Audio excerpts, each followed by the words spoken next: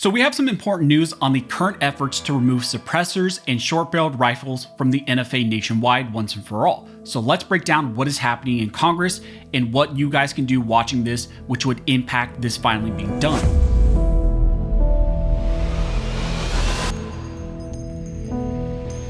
Now, before we jump into the video, I want to thank one of the sponsors of this channel, which is Montana Knife Company, also known as MKC. One of the really cool things that's coming up is MKC is launching an upgrade on the legendary Blackfoot. It's going to be the Blackfoot 2.0, and that's going to be dropping May 22nd. The Blackfoot is the very first knife that master bladesmith Josh Smith launched with MKC, and it's built to kind of be the ultimate do-it-all blade. You can use it for EDC, you can use it for hunting, field dressing, and all of those things. It's one of those knives that is very versatile. And now with the upgrade, it's one of those knives that I think a lot of people are going to be, picking up.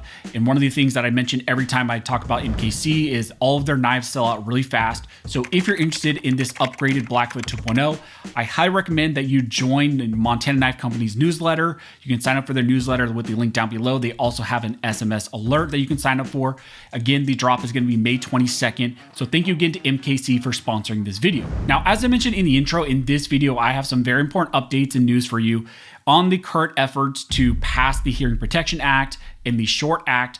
Essentially, both of those aim to remove a lot of NFA restrictions, one on suppressors and the other on SBRs and SBSs. The Hearing Protection Act, which is HR 404, as many of you know, was a bill aimed towards removing suppressors from the NFA, eliminating the unconstitutional registry, deregulating the manufacture of suppressors, and it would essentially have a lot of downstream impacts, and essentially would open up suppressors to once again be owned in anti-gun states like California, Illinois, New York, and other states that restrict access to those types of NFA items. The Hearing Protection Act, along with the Short Act, were in the House Ways and Means Committee, and they really should have passed very simply. They could have passed in the original forms.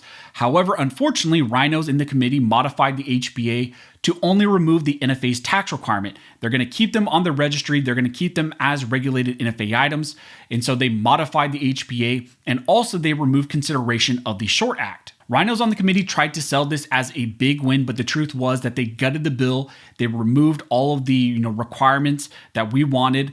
They essentially just removed the NFA's tax restriction, but kept the NFA registry, the self-manufactured tax. They left that on the table, and it really does nothing to remove other unconstitutional restrictions like people in states like California who can get access to these items. Now, even worse with all of this, there were some allegations that maybe through some lobbying efforts from a company, Silencer Central, that maybe the HPA was modified. Now, I did a full breakdown video on all that if you want to reference that prior video. However, I do want to mention that Silencer Central claims that they did not lobby against the HPA, but also I don't believe at this time they've come out with any statements that say that they did not lobby to modify the HPA into its current form. The fact remains, however, that the Short Act was taken off the table temporarily and the HPA was modified.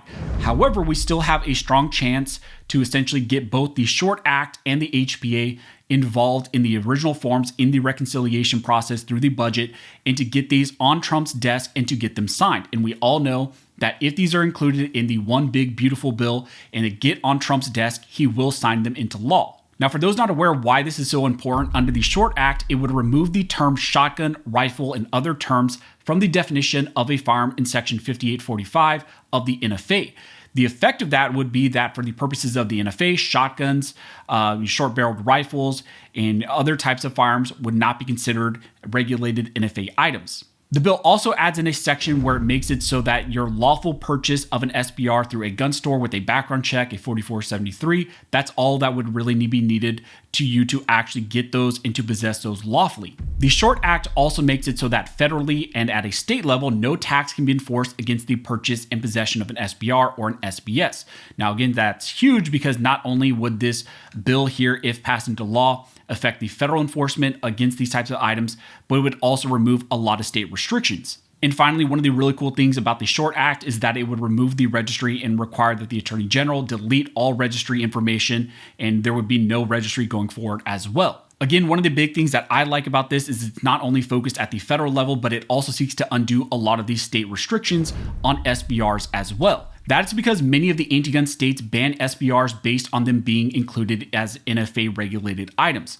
The states focus their language on banning the possession of NFA items, but if SBRs and SBSs are no longer NFA regulated items, that undoes a lot of the state level restrictions. And that, of course, would be huge for states like California. Now, the other bill that we need to talk about is the Hearing Protection Act, and that's the one that's getting a lot of attention because it's still alive in a single form, but not a form that we actually want. The original form of the HPA would change the language in the statute to where the tax, registration, possession, and transportation restrictions under federal law would then be removed. Essentially, all restrictions would be removed, and really all you would need to do, again, kind of like with the Short Act and SBRs, is you would need to go to a gun store, do a background check 4473, and then you would be able to lawfully purchase and possess that without all the other restrictions under the NFA. Also, again, important for the original version of the HPA is that it would remove the federal restrictions on the language that have been built in and, would cause downstream implications for states like California, once again,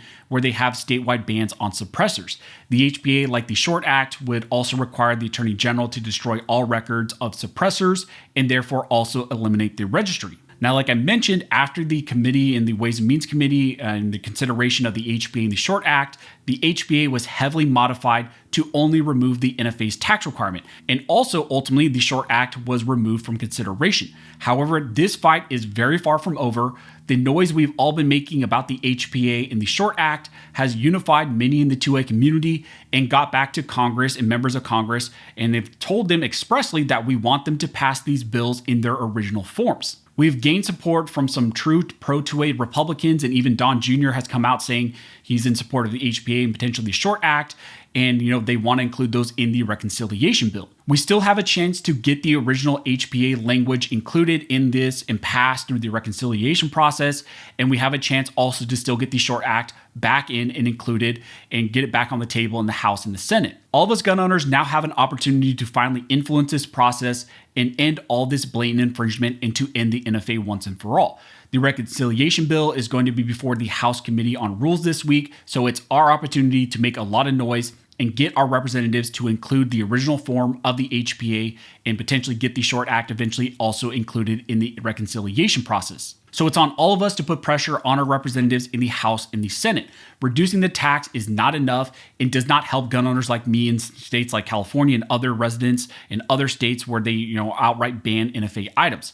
We in California and other restrictive states, through the modification of the HPA, have essentially been cut out of the process. And we definitely don't want to lose this once-in-a-generation opportunity to cripple the NFA once and for all. So I need everyone who is watching this video right now to call their representatives at least once a day and tell them that you support the original form of the HPA. You want it in the original form, not this modified form that was passed in the House Ways and Means Committee, and you want the Short Act also included in the reconciliation effort. So if you don't know who your representatives are, you can find out using the link down below that I'm going to put in the pinned comment, and you can also call them by calling the Capitol switchboard 202-225-3625. Again, that number that you need to call is 202-225-3625.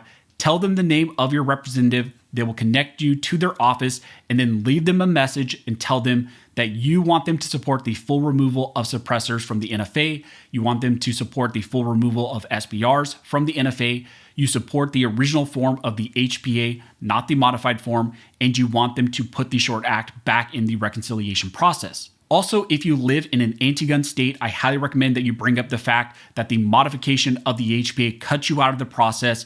Essentially, will do absolutely nothing for you if you live in states like California, Illinois, New York, wherever else where there are NFA restrictions.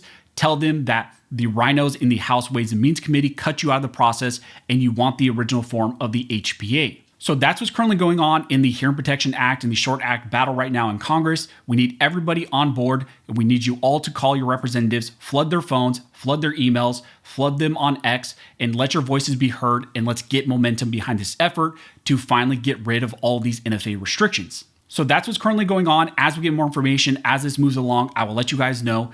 If you like this video and you'd like to support the channel, one of the best ways to do that is to like, comment, and subscribe. All those things help to fuel the algorithm, and it signals to YouTube that you guys see value in these videos and in this type of 2A news. But as always, thank you all for watching. Don't forget to like, comment, and subscribe. And never forget, this nation was built by armed scholars, and the station will be maintained by armed scholars.